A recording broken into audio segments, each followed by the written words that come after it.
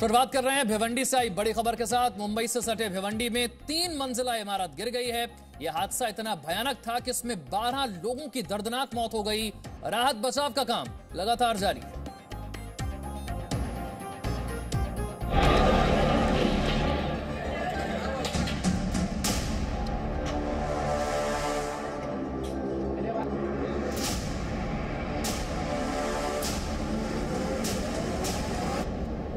महाराष्ट्र में हर साल इमारतों के गिरने से सैकड़ों लोगों की जान जाती है।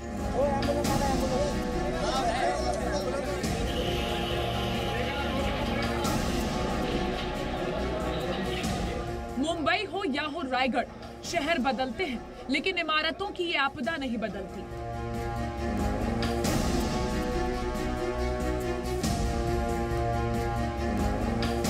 और इसी तरह महाराष्ट्र में शहर दर शहर मलबे में दबते हैं मासूम बच्चे, बुजुर्ग और नौजवान। हर साल इमारत का निर्माण या उसकी उम्र का सवाल, यही तो देखते और सुनते हैं आप। आखिर महाराष्ट्र में मौत की कितनी इमारत है?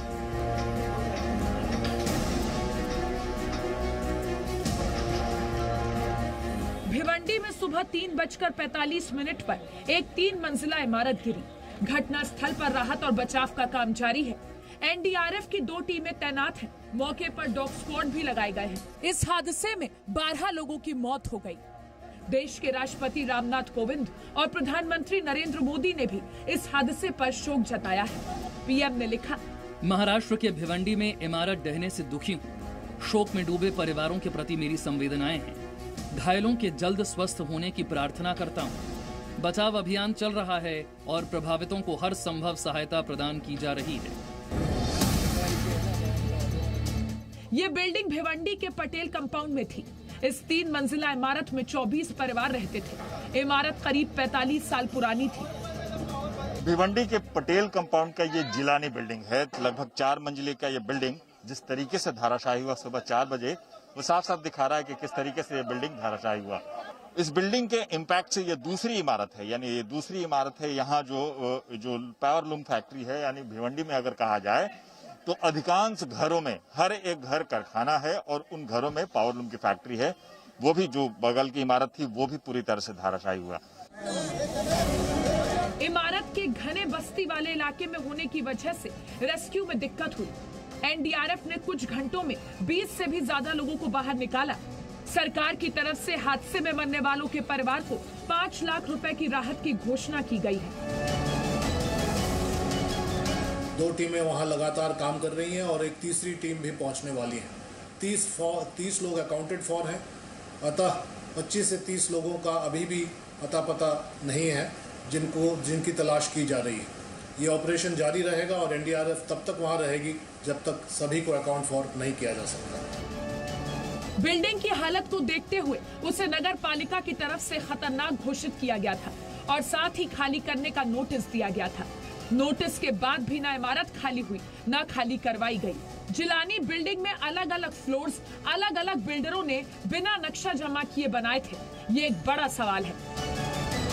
ये भिवंडी में जो आज सुबह अर्ली मॉर्निंग जो दुर्घटना हुई है बहुत दुखकारक है और ऐसे बताया जाता है कि कॉरपोरेशन ने इसको नोटिस भी दी थी। उसके बाद भी इस तरह से ये दुर्घटना घटी क्योंकि वो लोगों ने छोड़ा नहीं था।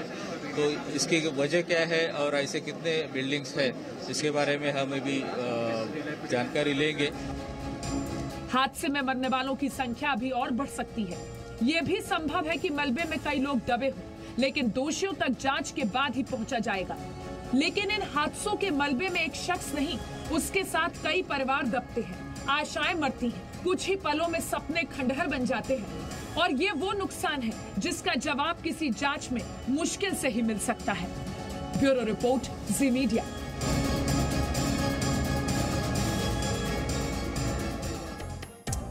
और अब एक हैरान कर देने वाला आंकड़ा और डेटा हम आपको बताते हैं। महाराष्ट्र में साल 2019 में इमारत गिरने के 336 हादसे हुए हैं, जिनमें कुल 348 लोगों की मौत हुई है।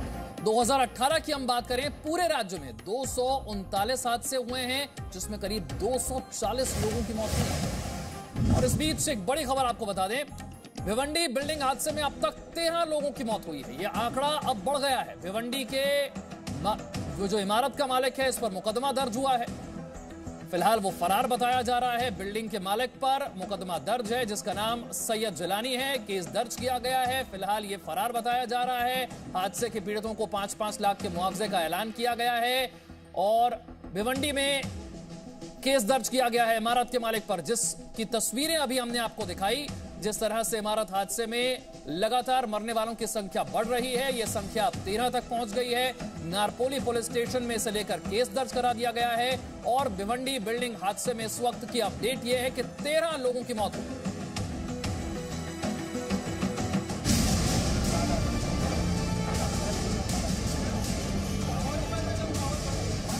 महाराष्ट्र के भिवंडी में आज एक इमारत गिरी, लेकिन महाराष्ट्र में ऐसे हादसे हर साल होते हैं। अगस्त 2020 में रायगढ़ में एक 5 मंजिला इमारत गिरी, जिसमें करीब 16 लोगों की मौत हो गई। जुलाई 2020 में मुंबई में 2 इमारतें गिरी और इस हादसे में करीब 8 लोगों की मौत हुई। वहीं एक साल और पीछे जाएं तो जुलाई 2019 में मुंबई में एक इमारत गिरी, जिसमें 10 लोगों की जान चली गई। जुलाई 2019 में ही डोंगरी में एक इमारत गिरी और इस दर्दनाक हादसे में 14 लोगों ने अपनी जान गंवा दी। अप्रैल 2019 में धारावी के पास एक निर्माणाधीन इमारत गिरी, जिसमें एक की मौत हुई जबकि कई घायल हुए। दिसंबर 2018 में महाराष्ट्र के गोरेगांव में एक इमारत गिरी और इस हादसे में 3 लोगों की मौत हुई। जुलाई 2019 में अकेले मुंबई में 14,000 ऐसी इमारतें थी जिन्हें खतरे की सूची में रखा गया, यानी ये इमारतें कभी भी गिर सकती थी। फायर ब्रिगेड के आंकड़ों पर नजर डालें तो मुंबई फायर ब्रिगेड हर दिन इमारत गिरने के कम से कम एक हादसे में राहत बचाव के लिए पहुंचती है। मॉनसून के आते ही इस तरह महाराष्ट्र में इमारत गिरने के हादसे बढ़ जाते हैं।